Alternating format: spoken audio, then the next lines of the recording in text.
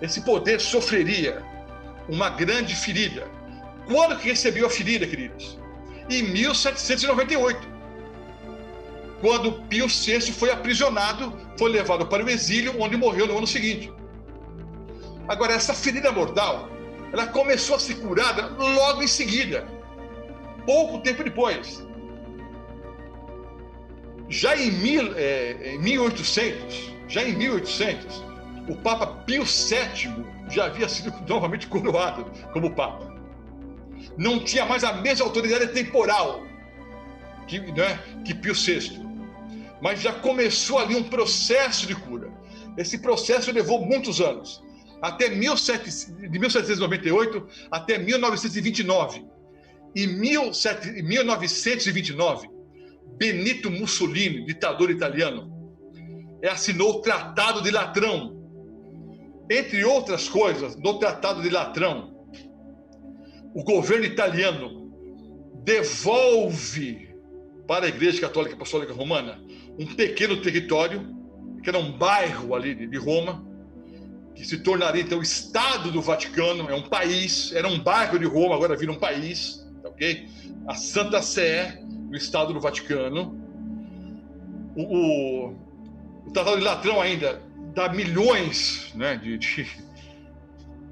milhões e milhões para compensar aquilo que o próprio governo italiano havia tomado das terras papais. Então, é uma espécie de indenização para o poder papal. A religião volta a ser ensinada nas igrejas, nas escolas.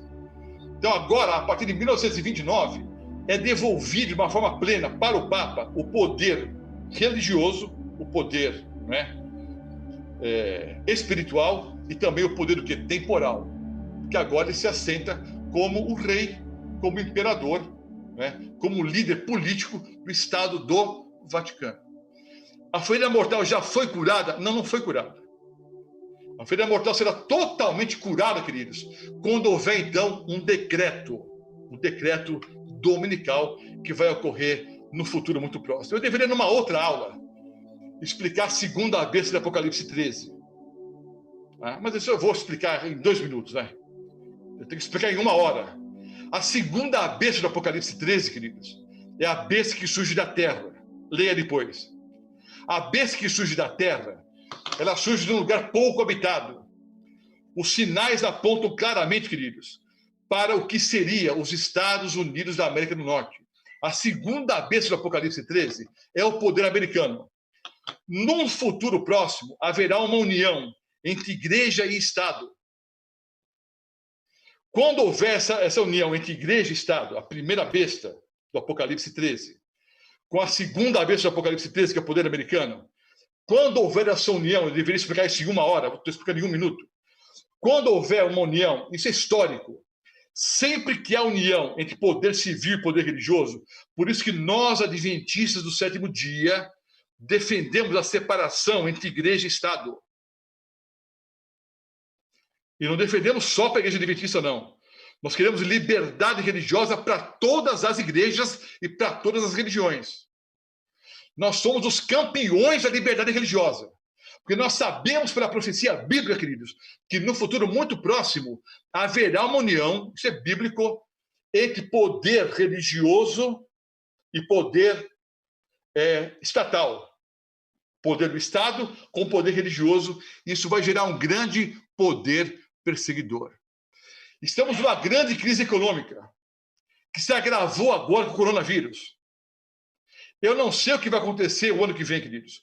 Mas eu sei que no futuro muito próximo, essa e outras crises que virão gerarão uma situação insuportável no planeta. Essa situação insuportável fará com que os países, de alguma forma, se unam. E entre essa separação que há entre os países, um dos pontos é a separação religiosa.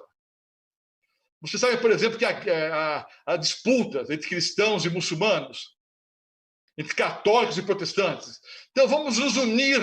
Daí o movimento ecumênico, que começou no Concílio Vaticano, né? segundo Concílio Vaticano, em 62. Vamos nos unir. Quando houver essa união, queridos, Isso vai ocorrer no futuro muito próximo. Isso vai gerar um grande poder perseguidor. Eu já expliquei isso quando falei sobre a sexta praga, não é? Quando falamos sobre as 7 últimas pragas, ao explicar a sexta praga, eu já falei sobre isso. Haverá uma grande união entre as igrejas e, consequentemente, depois uma união entre igreja e Estado, que vai gerar um grande poder perseguidor. E aí será decretado um dia de guarda. Que dia de guarda será esse? O primeiro dia da semana, o domingo. Daí, então, que é a marca da besta. Uns receberão o selo do Deus vivo, outros a marca da besta. Aqueles que receberem o selo do Deus vivo permanecerão fiéis até o fim. Não poderão nem comprar nem vender, mas nós seremos sustentados pelos anjos do Senhor. Haverá um momento de crise no futuro muito próximo, queridos. Mais alguns slides aqui que eu vou pular aqui. Uma outra ocasião eu volto. Não precisa nem mostrar o filme. A crise a vizinhança, queridos, a crise que se aproxima de nós é muito semelhante a Daniel capítulo 3. Em Daniel capítulo 2, a estátua era composta por vários metais diferentes. Em Daniel capítulo 3, nós vemos uma cena onde Nabucodonosor manda fazer uma estátua inteirinha de ouro. Inteirinha de ouro. Contrariando a visão, porque na profecia bíblica só a cabeça era de ouro. Agora, ele faz uma estátua todinha de ouro. E ele chama todos os povos conquistados, os líderes de todos esses povos, para adorarem a sua imagem. A orquestra toca e todos se ajoelham, então, diante da estátua, que foi erigida por Nabucodonosor. Todos, menos 3 jovens. Sadraque, Mesaque e Abednego. A multidão era tão grande, Nabucodonosor, de fato, não viu os 3 em pé, não. Mas, em português popular, os traíras da época, os dedos duros da época, foram falar com Nabucodonosor: ó rei, viva eternamente. Que festa linda. Olha, que coisa maravilhosa. A orquestra tocou tão bonito. Que estátua maravilhosa. Todos se ajoelharam, menos 3. Aí Nabucodonosor disse: como é que é? Não, 3 pessoas dos cativos de Israel, leia depois Daniel 3, não fazem conta nem do Senhor, nem do seu Deus, nem da sua estátua. Eles não se ajoelharam, não. Não, manda chamar os 3. Chamaram os 3 jovens, e Nabucodonosor disse: olha, eu ouvi uma historinha por aí, que vocês não se ajoelharam. Quando a orquestra tocou, vocês continuaram em pé. Então eu vou fazer o seguinte, eu não sei se isso é verdade ou não, vou dar uma segunda chance para vocês. Eu vou mandar tocar. E quando eles tocarem, vocês vão se ajoelhar diante da estátua. Se vocês não se ajoelharem, vocês morrerão. Eu vou lançar vocês 3 na fornalha ardente. E quem é o Deus que vai poder livrar vocês das minhas mãos? Vejam o que os 3 jovens responderam. Não era arrogância, queridos. Não é como o pastorzinho por aqui, eu determino. Não determinaram coisa nenhuma. Eles, com toda humildade, disseram: rei, nós respeitamos o Senhor. Nós vamos explicar uma coisa. Nós só adoramos a Jeová. Só adoramos ao nosso Deus, o Deus de Israel. Há um Deus no céu. Se ele quiser, ele pode nos livrar. Note, eles não disseram: nós determinamos que não vai acontecer nada. Eles disseram: há um Deus no céu. Se ele quiser, ele pode nos livrar das suas mãos e da fornalha ardente. Mas, rei, se ele não quiser nos livrar, entenda uma coisa: nós nunca vamos dobrar os nossos joelhos, a não ser para Jeová. Então você pode ter certeza absoluta que entre dobrar os joelhos para o seu Deus ou morrer, nós preferimos morrer. É simples assim, queridos. Eram jovens tementes a Deus, que preferiam morrer a menosprezar o que? O assim diz o Senhor. Eles preferiam morrer ao renunciar o quê? A sua fé, a certeza, a convicção que eles tinham no único Deus verdadeiro. Nabucodonosor ficou muito irado, mandou aquecer 7 vezes mais a fornalha e jogou os 3 lá dentro. Os soldados, da guarda real, homens fortes, musculosos, treinados para o combate. Só de chegar perto da fornalha, eles morreram. Os soldados morreram. Lançaram os 3 da fornalha, os soldados morreram do lado de fora, queimaram só de chegar perto. Mas Sadraque, Mesaque e Abednego tiveram só o quê?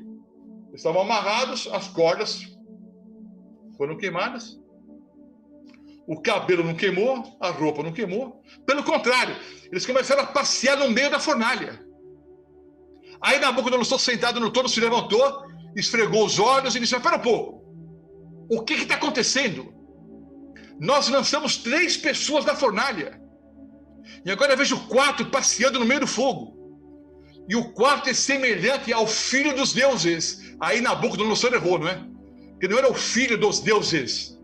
Era o filho de Deus. O único Deus verdadeiro. O nosso Senhor e Salvador Jesus Cristo estava na fornalha, junto com Sadraque, Mesaque e Abednego. Aí o que Nabucodonosor disse? Sadraque, Mesaque e Abednego, servos do Deus Altíssimo, saiam. E os 3 saíram. A barba não queimou, o cabelo não queimou, a roupa não queimou, nem cheiro de fumaça tinha na roupa, nem na barba, no cabelo. Queridos, Nabucodonosor representava a união entre igreja e Estado. Ele representava a igreja e o Estado. Isso foi ao longo da história com várias nações. Sempre que há uma união entre igreja e Estado, isso representa um grande poder opressor e perseguidor, e isso vai ocorrer de novo, num futuro muito próximo. E eu preciso estar firme, eu tenho que estar preparado. A quem eu adoro? Ao Deus verdadeiro ou adoro aos homens? Eu guardo os mandamentos bíblicos ou as invenções humanas? Eu fico com a síndrome do Senhor ou fico com as tradições humanas? É simples assim. Se eu decidir ficar ao lado do Deus verdadeiro e guardar os seus mandamentos, fazendo a sua vontade, eu receberei o selo do Deus vivo. Se eu tomar qualquer outra decisão, eu receberei então a marca da besta e as suas consequências. Espero que tenha ficado muito claro. Adorar a esse poder é adorar o dragão, porque foi o dragão que deu autoridade para a primeira besta do Apocalipse 13. Quem você escolhe servir? A Deus ou aos homens?